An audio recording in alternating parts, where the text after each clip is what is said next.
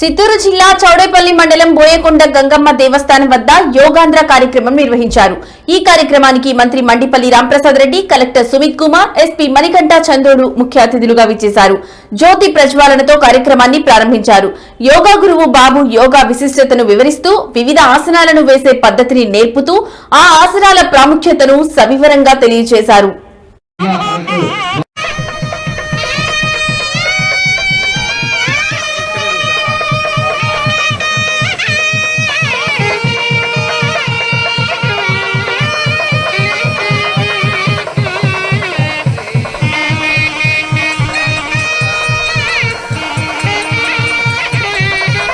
వారికి కూడా స్వాగతం సుస్వాగతం పలుకుతున్నాము. కార్యక్రమాన్ని ఇంత దిగ్విజయంగా పూర్తి చేస్తున్న మీ అందరికీ మరొకసారి ధన్యవాదాలు.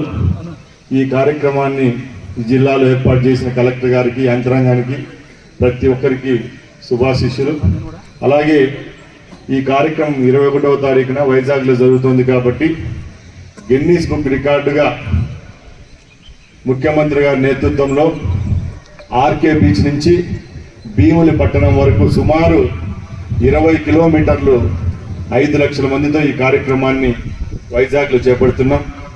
అలాగే యావత్ ఆంధ్ర రాష్ట్రంలో గ్రామ స్థాయి నుంచి పట్టణ స్థాయి వరకు అదే రోజున 2 కోట్ల మందితో యోగాన్ని చేయవలసిందిగా ముఖ్యమంత్రి గారు ప్రతి ఒక్క రోజు జిల్లా అధికారులనైతేనే యావత్ రాష్ట్రానికి పిలుపునిచ్చారు. కాబట్టి ఈ కార్యక్రమాన్ని అందరికీ పాల్గొని జయప్రదం చేద్దాం.